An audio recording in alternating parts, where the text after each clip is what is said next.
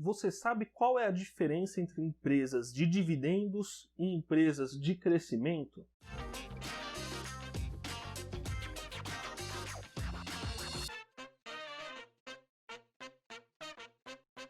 E aí, pessoal, tudo bem com vocês? Meu nome é Leonardo Zeidan, sejam muito bem-vindos ao meu canal. Muito se fala no mercado sobre empresas que pagam bons dividendos e empresas que têm potencial para crescimento. Então hoje eu quero trazer esse assunto com um pouquinho mais de detalhe para vocês para ficar mais claro. Mas antes da gente começar, eu quero fazer uma observação. Uma classificação não exclui a outra. A gente não separa as empresas como essa empresa de dividendos, essa de crescimento e acabou. Não, uma empresa ela pode pagar bons dividendos e ser uma empresa de crescimento, ela pode não ser nenhuma das duas. Então, essas duas classificações são apenas uma forma da gente analisar as empresas e encaixar elas dentro do nosso objetivo. Então, a parcela do seu patrimônio que você está buscando crescimento, você vai buscar empresas que tenham esse perfil, essas empresas que têm um potencial maior de crescimento. E a parcela do seu patrimônio que você busca rentabilizar por dividendos, você vai procurar empresas que pagam bons dividendos. Mas uma coisa não exclui a outra e não é garantia que todas as empresas se encaixem nessas classificações. Bom, primeiramente, quando a gente fala que uma empresa de dividendos, isso quer dizer que ela tem uma situação estável, que ela tem um fluxo de caixa positivo, né? Ela tem lucros recorrentes, né? E ela distribui grande parte desses lucros para os seus acionistas. E justamente o investimento nesse tipo de empresa é para quem está buscando uma renda passiva, né? É justamente quem quer receber como se fosse um aluguel ali sobre as suas ações.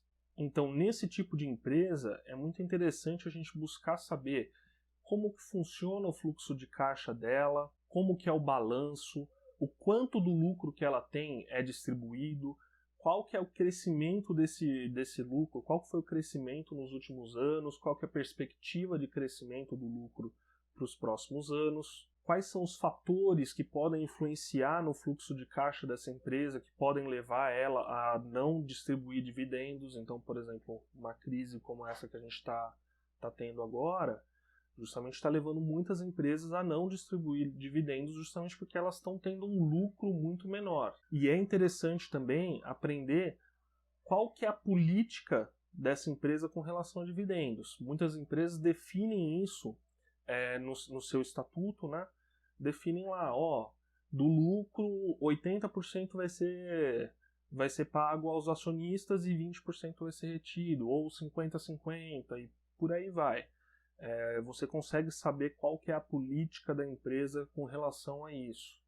E uma outra observação que é importante da gente fazer nesse quesito de empresas de dividendos é que a gente não deve olhar só para o dividend yield, que é justamente a relação entre o pagamento desse dividendo e o preço da ação. Muita gente simplesmente busca lá quais são os dividend yields mais atrativos, né, 7%, 8%, e esquece de olhar para o restante da empresa. É claro que todo mundo quer receber um dividendo, quer ter um dividendo razoável, só que a gente tem que entender que o lucro, o dividendo, ele é uma consequência. Quando você faz uma análise bem feita de uma empresa, essa empresa ela vai ter o lucro e vai distribuir esse dividendo, entendeu? Você não tem que investir só buscando o dividendo, você tem que olhar para o patrimônio, qual que é o negócio da empresa, porque no final das contas é isso que você está comprando. E, inclusive, existem muitos casos de empresas que, por exemplo, de repente tem um semestre lá que elas têm prejuízo e mesmo assim elas pagam dividendos, ou em algum semestre, algum ano, elas pagam um dividendo maior, e aí o dividend yield ali fica um pouquinho estranho, né? Você vê uma empresa, sei lá, com 15% de dividend yield, pô, tem alguma coisa errada. Será que esse dividendo ele é recorrente? Esse tipo de coisa. Então, muitas vezes, quando você olha para o último dividendo, você acaba tendo uma noção errada. Por isso que é importante a gente buscar qual que é o histórico e qual que é o patrimônio da empresa, né? O que você está comprando de fato. Já as empresas de crescimento são aquelas empresas que elas possuem um poder de expansão, um potencial de crescimento muito grande. Então são empresas que muitas vezes eles têm espaço para crescer no mercado, tem um mercado a ser conquistado, né?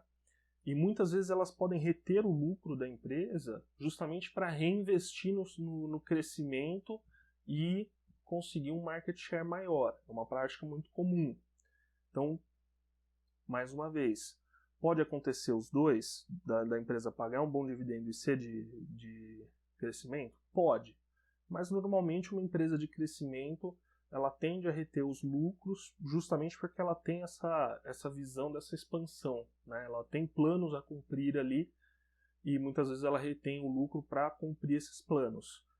E é a partir do crescimento da empresa, da expansão do negócio da empresa, que começam a vir os lucros para os acionistas.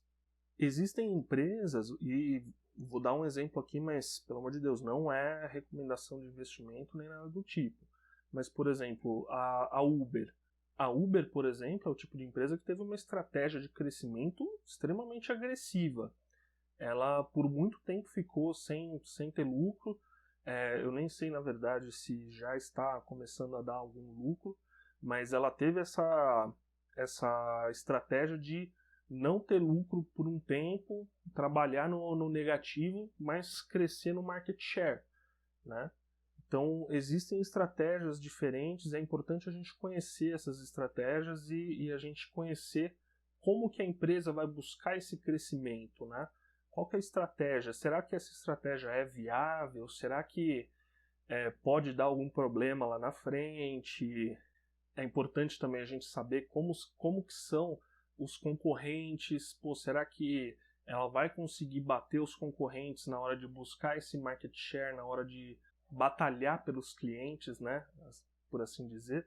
É interessante também, por exemplo, a gente saber quais são os fatores que podem influenciar negativamente nesse plano da empresa, né? Então, geralmente a empresa ela tem um plano de crescimento e você precisa estar atento. O que pode dar de errado, que pode afetar esse plano e fazer com que a empresa não concretize o que ela imaginou, o que ela planejou, né?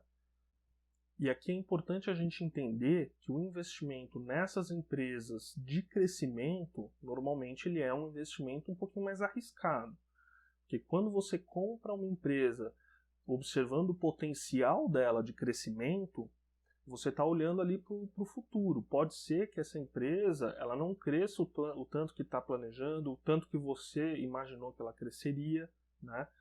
E justamente quando o seu lucro ele vem desse crescimento, fica um pouquinho mais arriscado.